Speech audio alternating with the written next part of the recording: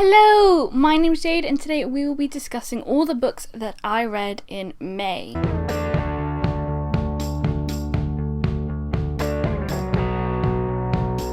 So far this month I've read a total of 12 books, although some of those are graphic novels and short stories, so it's not like I read as much as it seems, but I did still read 12 different books. Goodreads marks them as books, so I'm marking them as books. I'm hopefully going to finish one more before the day is up to bring it to a total of 13. I'd be super happy with that. Normally when I do these videos I go through chronologically what I read, but just because of what I read this month it's easier if I just group it together. So I'm going to start with the first grouping, which is Skullduggery Pleasant books I've been rereading. The first part of the series, phase 1 I think it's called, since January. So the first one I finished was Deathbringer book 6, and I like this one a lot more than I remembered liking it. I think this is actually my favourite of the series so far. I remember like originally really loving 3 and really loving 5, but they just didn't like connect with me as much this time. For some reason this one really stood out to me and I can't put my finger on what it was. I just really enjoyed it. I will say Valkyrie's going through some teenage angst in this one, which was getting a bit annoying, and Valkyrie was my favourite character and I'm starting to see this cocky side of her. There's being confident and stuff, and then there's being cocky, and she's walking a line so that she's almost arrogant, and I don't love that, and so I'm a bit nervous as to where her character is going, to be honest. I don't know, I feel like Skullduggery does it well. Maybe it's because she's a girl and we're not used to seeing women this way. I don't know. The angst was the hardest part. Just so many decisions she made in this one that I just wanted to shake her for. I think I'd give it like still an 8.5 maybe out of 10. None of them have kind of broken into the 9 category, because for something to be a 9 in my book it has to be really something. They're just all really good. The next one was Skullduggery Pleasant, The End of the World. This was a World Book Day short story thing in 2012. This is actually the very first Skullduggery book I ever read, which does have some very minor spoilers in it for the series, but it's designed to lure in new readers and stuff. I read this and then I knew I had to read the series, so I was excited to read this one because it was my first ever Skullduggery book. It was okay. I didn't have any really strong feelings on it. It was kind of funny at times. I liked the story overall. And then next, back to the main series, we have Kingdom of the Wicked, and this was really exciting to read because it turns out I really don't remember what happened in this. I literally had forgotten half of the plot line. The stuff with Anton Shudder, is that his name? Yeah. Forgot that was a thing, and so I'm reading it like, how does this, but why? It's too fluky that this just so happens to be happening at the same time. It feels like we're taken away from our main story, and I remember them being in the mountain for much longer than they were. It was really refreshing rereading this one and finding out what actually happens, and like with the mysteries and stuff, it was exciting because I didn't remember it and so it felt like reading it for the first time again. And I do like the way things came together in the end, but I did struggle with that kind of alternative plot line. I didn't care as much. I was waiting to get back to the main stuff, although it did come together well in the end. I liked it. I don't know where it would come in my rating. I would still give it like an 8 out of 10, but this one would be a lower 8, whereas Deathbringer is a high 8. Next up we have The Maleficent 7, which is a novella. It follows Tanith and a bunch of bad guys. It's really interesting because we're following a bunch of bad guys and then flicking back to the good guys every now and then, but we're mostly with the bad guys. What the bad guys want, we kind of also want. So I was rooting for the bad guys genuinely because I wanted what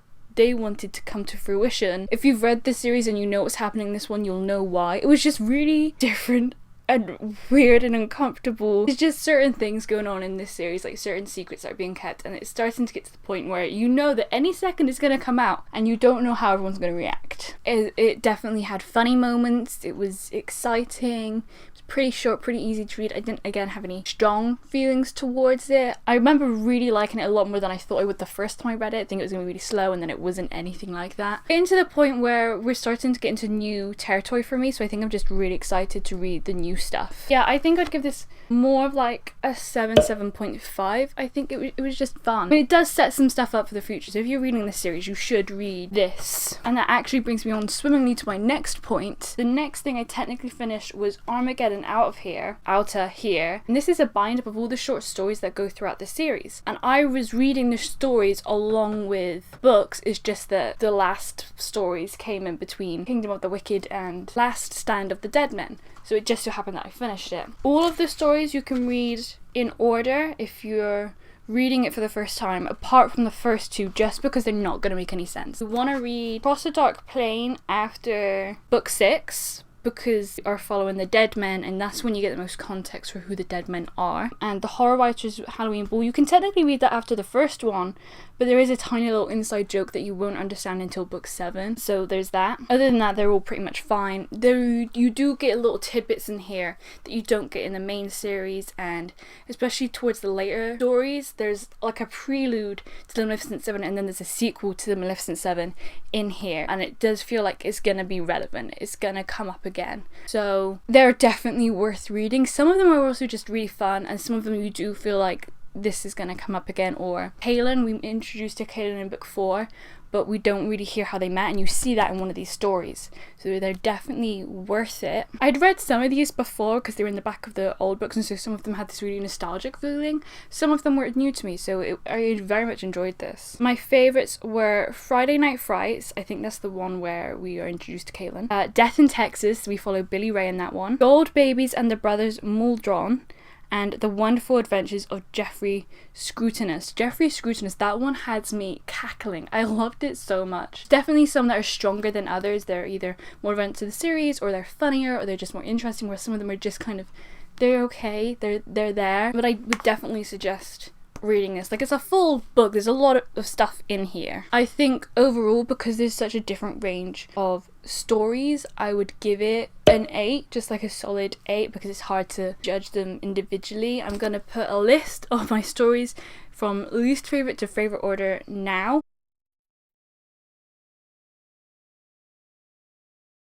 And then the last skullduggery thing I read this month, and I actually just finished this last night, was Apocalypse Kings. This is the new World Book Day little story. It came out this year, and it actually takes place in phase 1. I didn't know that. So this takes place, I think, somewhere around book 6. I read it a little out of order because I didn't know that's when you're supposed to read it. And again, I think similarly to the End of the World, it was okay. I think this one didn't feel as well constructed as a lot of his short stories did. It kind of just came together at the end really quickly after not a lot happening. It was funny, glad I read it, but really on my least favourite end of all the short stories I've read by him. I'd give this one like a 7 out of 10 at most. Okay, so that's 6 skullduggery books. On to the next chunk of books that I read this month, and that is the Heartstopper series by Alice Osman. I read the first 3 volumes this month. However, I do have number 4, and I'm hoping to finish it by the end of the day, which is really easy. They're such quick reads, and they're just adorable. They're funny and they're cute, and they just give you all the happy giddy feelings while reading them. I think my favourite's either 1 or 3. I enjoyed them both for different reasons. I think 1, because we're in the beginning of a relationship, there's just something magical about it, and I got to the end of the 1 and was like, okay, I need the next one now. This is such a fun, cute series, and they're really quick reads, and I'm very excited for them to keep making them, and there's gonna be a TV show, so I'm very excited about that. They're easily all 8.5s out of 10. Next up, throughout the month, I was listening to The Language of Thorns, Midnight Tales and Dangerous Magic audiobook by Lee Bardugo. This is the only Grisha thing that I hadn't read, and I had read King of Scars and Roll of Wolves last month, and so this was just kind of tying up some loose ends. Some of them were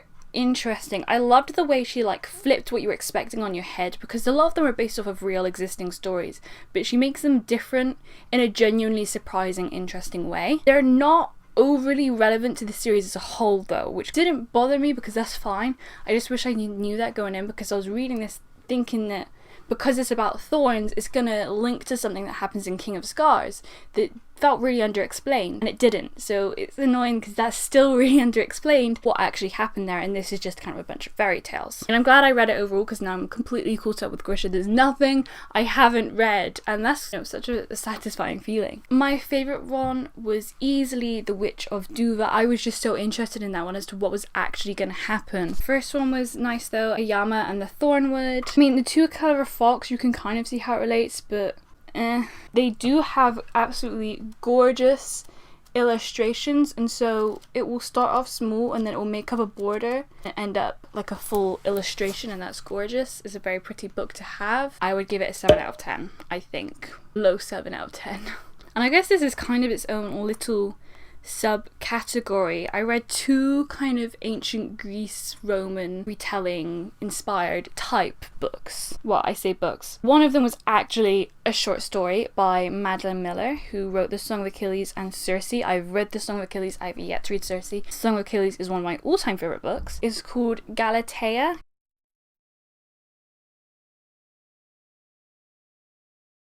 So I think I had heard of this, but I wasn't entirely sure of what happened going into it. And so one of my favourite things about it, actually, in the beginning, I was questioning everything, what was actually happening here. Because in the mind of the statue that came to life, and I'm wondering, okay, has she actually gone crazy? Or is she actually a statue? And like, why is she a statue? How did this happen? And we very slowly come to terms with what happened. And by the end, it's just very satisfying. I really enjoyed this. I thought it was a really clever, interesting short story. 10 out of 10 to Galatea by Madeline Miller. And then the last book that I finished this month was The Wolf Den by Elodie Harper. I was really looking forward to this because the synopsis just sounded really interesting to me. It's set in Pompeii in 75 AD, I believe. We're in Lupanar, aka the Wolf Den, aka the brothel, and Lupanar translates to Wolf Den, but Wolf Den was synonymous with brothel, and the prostitutes were synonymous with she-wolves. And I don't know, just something about that sounded so interesting to me. I was pretty sure it's gonna be some kind of feministy take on it. I love the cover, I love the color scheme, I love the moons and the stars and the girls dancing. I just think it's gorgeous. And it didn't disappoint. I got more obsessed than I thought I would, because I had kind of in mind what it was gonna be, and then you know when you start reading it's just kind of a bit of a different style, the language is a bit different. It's not what you thought it was gonna be exactly. So I was a little bit apprehensive that it wasn't gonna be the story I thought it was, but I ended up being absolutely fascinated with it, and every spare moment thinking about it. I read it in like 4 days, and it's a 450 page book, so that's pretty quickly for me. It completely transported me back to ancient Pompeii. It was so immersive, described so well. I could see everything so well. You really got the bustling sense of atmosphere, and the relationships in this book are fascinating. Obviously, given the nature of what's happening, we're in a brothel with prostitutes, and the relationship between the girls, and you're kind of wondering, okay, is this gonna be like a feministy take and they're all gonna get on, or is there gonna be competition? And it's kind of is really real in the fact that it's a little bit of all of them. These are very real feeling characters with a lot to sympathize and a lot to empathize and a lot of strengths, and they also have a lot of weaknesses. It's fascinating watching that play out. And the relationship with Felix, who owns the brothel, was, again, you never really knew where you stood with him. You weren't always 100% sure where your protagonist stood with him, how she was actually feeling. It was so interesting. The arc we went through was so satisfying by the end, because it is the kind of book that's character led. There's not like a huge plot, and so I'm getting to the end and I'm thinking, what's gonna happen here? How's this gonna wrap up? And my god, the end. There has to be a sequel, and it has to come out soon. There is no other option. I need the next book. And I also just thought that the writing itself was really interesting. There's some foreshadowings and metaphors and symbols woven in that just gave you such a great sense of foreboding. I highly enjoyed this. I would give it, I think, a 9 out of 10. Yeah, I think there were some things with the writing that did make it feel a little modern. Who knows, by the end of the year maybe I'll actually decide it is one of my favorites and it is a 10 out of 10. Loved it though. So excited for more. There has to be more. And so those were all the books that I read this month.